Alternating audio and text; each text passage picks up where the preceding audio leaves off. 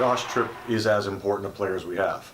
And we have a kid who can go for 40 on any given night. But Josh Tripp, as you said, plays the best offensive player. He's running the point. He's, along with Daniel Karavanich, our best rebounder. So, yes, he needs to do everything for us to compete at a high level. I don't think he's grown into it. He came that way as a freshman. It's just, he's found his voice.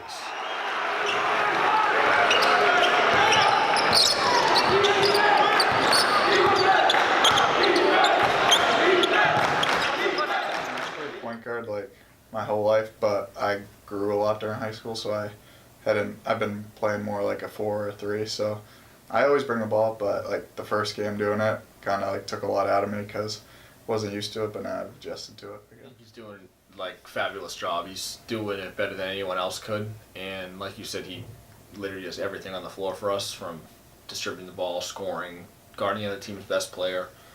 But he does it very, very well. He runs the point guard very well. It was a switch that we definitely needed to make, and it was clearly the right one, as I think everybody can see.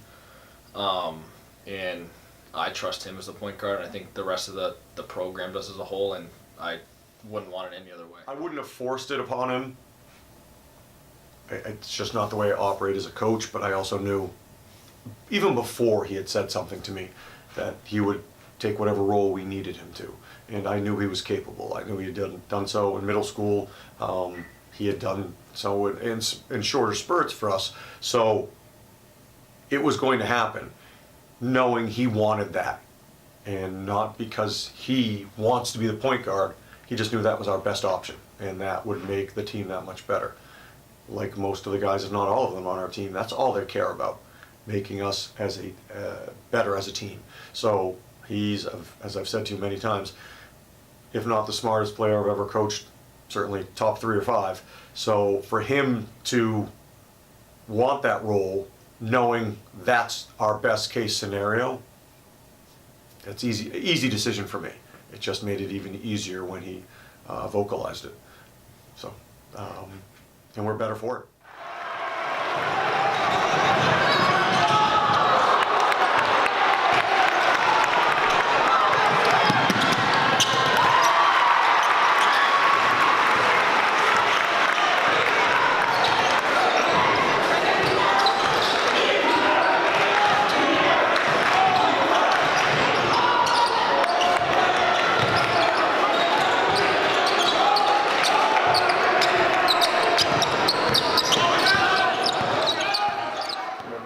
I'll do it to like the best of my ability, and like I like guarding like the best player. I take pride in it. So. He has a great feel for the game, so I think that comes with everything. Like you said, he's done it through middle school, and I know he did it all through middle school. He played for my dad in middle school, and I played with him in middle school, so he was the point guard for us. And he came in here, like you said, we made the switch mid-season, so he wasn't all year, but I knew it would have been wicked easy for him to just step into that role and be really successful. Okay, Josh, run the show and go defend their best player, score a bit, and get every rebound. That's all we need you to do. Simple. And he does it without a word.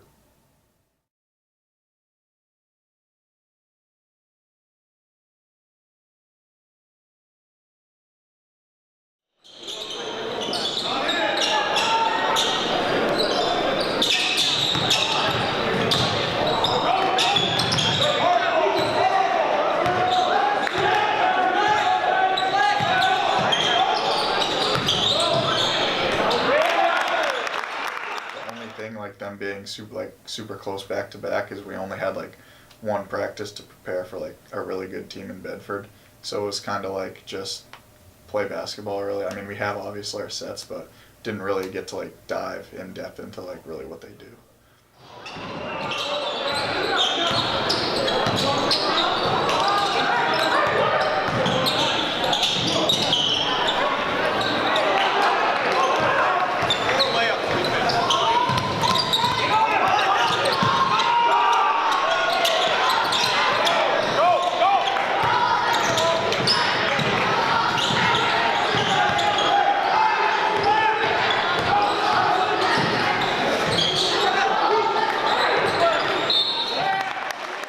Whenever we go something like that, it's always a positive for us because it's the way we want to play, but we have to be able to adjust. Like, we have to be able to, like, Coach Masters like run smart, like know when to run and know when to slow it down. So we kind of have to play fast with dictating the pace of the game, which we didn't do on Tuesday night. But I think if we can do that, I think Bedford's probably the fastest team that we're going to play all year. So if we can hang with them in that type of game, I think we can hang with anyone.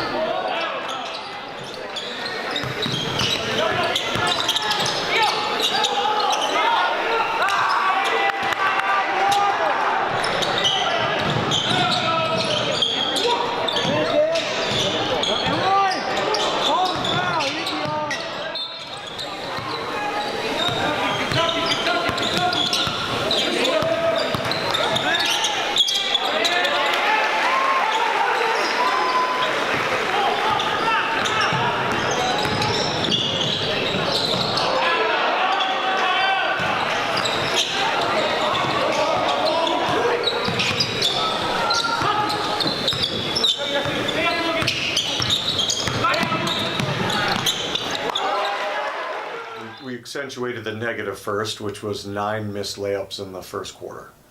And the fact that then you just go to the obvious. Hey, we're down 6, we're down 8, we're right in this thing, which we were. So talking to them about, and I can get on them. It's not really, I tell people all the time, I'm loud, I'm not a yeller, but this group can take it. They are receptive to it, and sometimes they even want it. And I just have to pick the time. I don't want to cry wolf, but I have to pick the right time. So at halftime, it was animated. It wasn't anything in particular. I didn't ream anyone out. It was just a matter of they're outrunning us, and we're a team that likes to run. We're getting beaten too easily in the middle defensively, which we aren't great at, but we're better than we were earlier in the season. And the most frustrating thing, and I told them this at practice, yes, Bedford's very good, and yes, Bedford beat us. Watching the film, we didn't execute. We didn't run the offense we've been working on for 2 months now, and that was frustrating. We just deviated from the plan, and the offense we're running in particular, there's a rhythm to it, there's a pattern to it, And when you don't set that, the other team can, or when we try to freelance, I guess is the better answer, we just aren't as effective unless Josh is making ridiculous three-pointers. So he kept us in the game, and that probably masked even more of the mistakes we were making by not doing things the way we had practiced. So that was it. That was the frustration. We're playing against one of the better teams in the state, and we didn't do what we've worked on so hard. That was frustrating, and I let him know that. You say it's tough because it's like, yeah, you got to overcome it, but at the same time, it's like we work on this stuff every day. Layups, I mean, like you said, they've just kind of bounced out, and like you knew they were benched. Second half, I think we probably only missed one or two. I think Coach Matt said like 11 of the layups we missed were in the first half, probably in the first quarter. So I mean, if we make those layups, it's a totally different game. But when stuff doesn't go our way, we gotta play through it, and that's something we did last night. Just didn't come all the way back. I mean, it's tough. Like, you just got to remember, like, just go on to the next play. And I missed, like, probably most shots. Me and Josh probably missed the most shots. But we just got to keep driving to the hoop and keep attacking and keep playing. You can't let it affect you.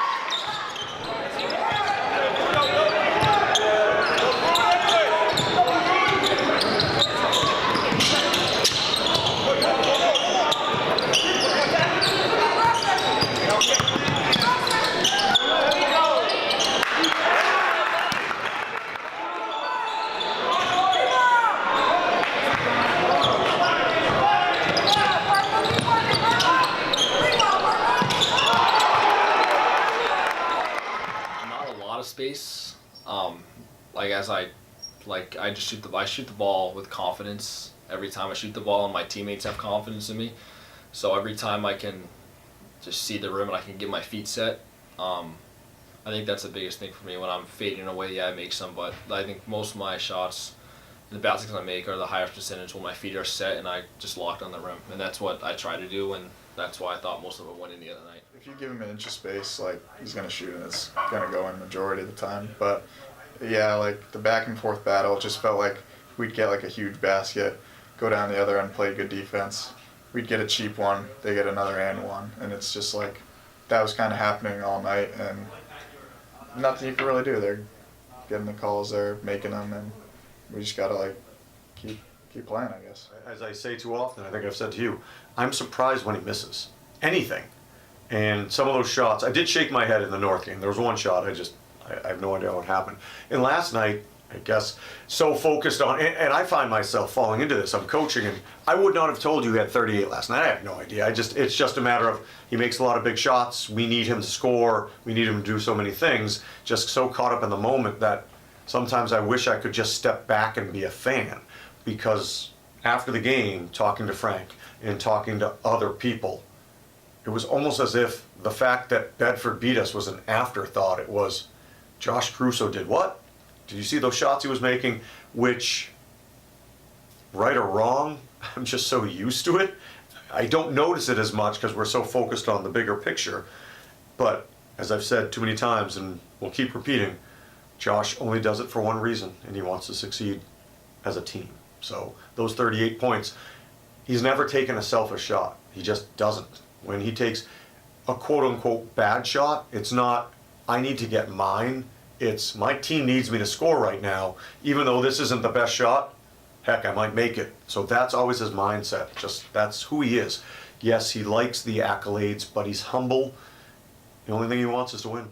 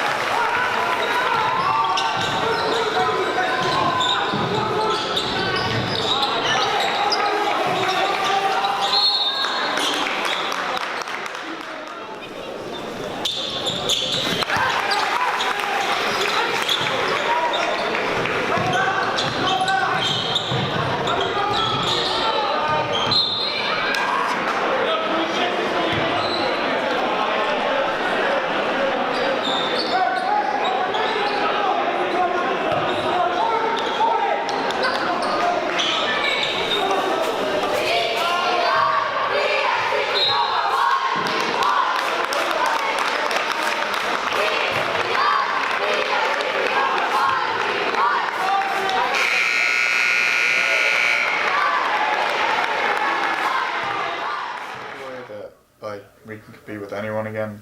In my opinion, that was our worst game of the season. Except, like, obviously we made some shots, but first half we were like 9 for 33 or 36 or whatever it was, like in general. So we couldn't make any shots.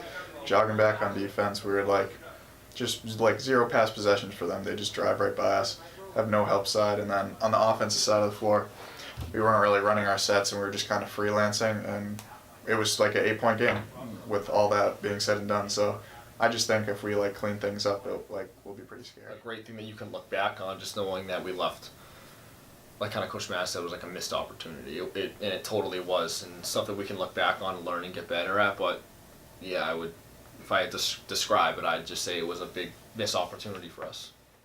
Yeah. For whatever thought there was that Bedford graduated all that and they weren't going to be as good, they could win it easily. They're one of the best teams in the state. So we went there, lost in their gym, which is always a tough place to play. So no silver linings, no moral victories, certainly. But we didn't play well and we were in a game. And as you said, a couple layups here, made 3, a couple, maybe 1 fewer offensive rebound on their part, and it's an entirely different game. So we talked about it, as I said, they beat us. They were the better team last night, no doubt, but we didn't play our game, and I truly don't believe, maybe I'm naive in this, that we didn't play our game because they didn't allow us to. We got in our own way, and today's practice, that was our focal point, both ends of the floor. We didn't run, we didn't defend, and the most frustrating, because we work on it so much, is we didn't run the offense, and it's inexplicable. First play of the game, we watched about a minute of film today. It was just the first play of the game. We talk about setting a tone, and we did. It was just the wrong tone, because we freelanced, possession one, and I broke it down and said, if we just make this one pass, we have everything set up for a good, even if we don't score, we get a good shot, and we now have a little rhythm. We just never found that rhythm last night. So we know we're capable of it. Last night was a missed opportunity, a game we could have won. Again, better team won. I like our chances if we see him again.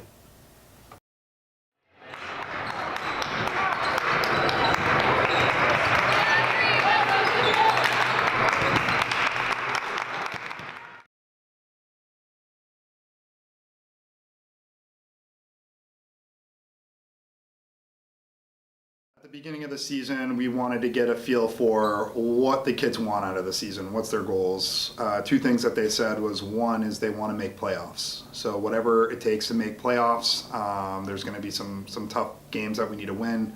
And then the other thing was that they wanted to prove some people wrong. I know a lot of people doubted our team, didn't believe in us as, being someone that could maybe make playoffs. I don't know what people say on the outside, but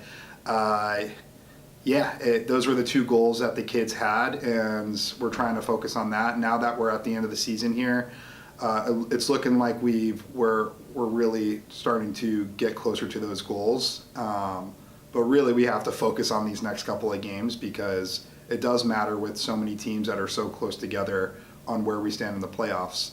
And for me, as a coach, like, a goal is let's get a playoff win.